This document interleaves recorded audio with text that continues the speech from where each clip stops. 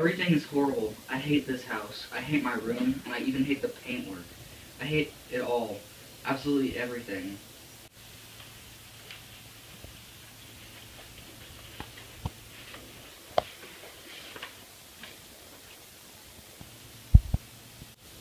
Hello. Master Bruno? I expect you're as unhappy about this new arrangement as I am. Everything here, it's awful, isn't it? Don't you hate it too?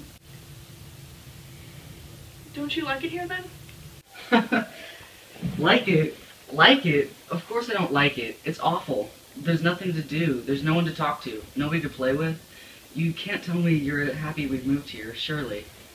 Well, I always enjoyed the garden in the house in Berlin. Sometimes when it was a warm afternoon, I liked to sit out in the sunshine and eat my lunch underneath the ivy tree by the pond.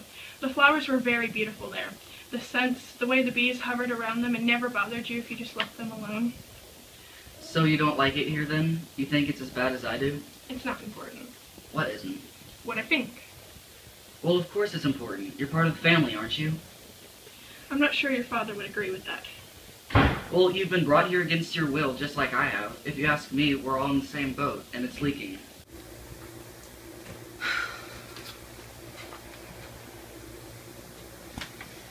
Please tell me, Maria, because maybe if we all feel the same way, we can persuade Father to take us home again. Father knows what is best. You must trust in that. But I'm not sure I do. I think he's made a terrible mistake. Then it's a mistake we all have to live with. When I make mistakes, I get punished. Why is it that the rules that always apply to children never seem to apply to grown-ups, despite the fact that they're the ones that enforce them? Stupid Father. You mustn't say that. You must never say something like that about your father. I don't see why not. Because your father is a good man, a very good man. He takes care of all of us. Bringing us all the way out here to the middle of nowhere, is that taking care of us? There are many things your father has done, many things which you should be proud of. If it wasn't for your father, where would I be now, after all? Back in Berlin, I expect. Working in a nice house, eating your lunch underneath the ivy, and leaving the bees alone. You don't remember when I came to work for you, do you? How could you? You were only 3. Your father took me in and helped me when I needed him. He gave me a job, a home, food. You can't imagine what it's like to need food. You've never been hungry, have you? Your mother knew your father when he was just a boy of your age. She worked for your grandmother. She was a dresser for her when she toured Germany as a young woman. She arranged all the clothes for her concerts, washed them, ironed them, repaired them, magnificent gowns, all of them. And the stitching, Bruno, like artwork, every design. You don't find dressmakers like that these days. She made sure that they were all laid out and ready whenever your grandmother arrived in her dressing room before a show. And after your grandmother retired, of course my mother stayed friendly with her and received a small pension. But times were hard then, and your father offered me a job, the first job I ever had. A few months later, my mother became very sick, and she needed a lot of hospital care, and your father arranged it all, even though he was not obliged to.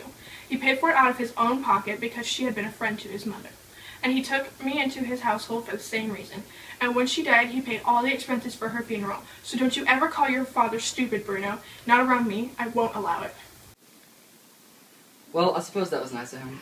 Yes, he was very kind to me then. He has a lot of kindness in his soul. He truly does. Which makes me wonder... Wonder what? How he can... How he can what? What's going on? Nothing. What do you want? Get out of my room. Get out yourself. Run me a bath, will you, Maria? Why can't you run your own bath? Because she's the maid. That's what she's for. That's not what she's here for. She's not just here to do things for us all the time, you know, especially things that we can do ourselves. Of course, Miss Griddle. I'll just finish tidying your brother's clothes away, and I'll be right with you. Well, don't be long.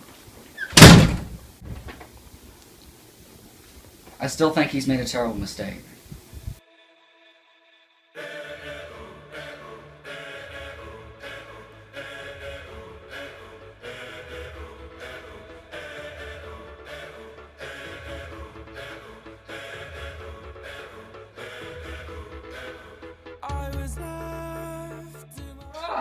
What's going on? Nothing. Max, get it! No. Max! No. Pick up a stick and get rid of it. Watch this, you little weenie. Ew.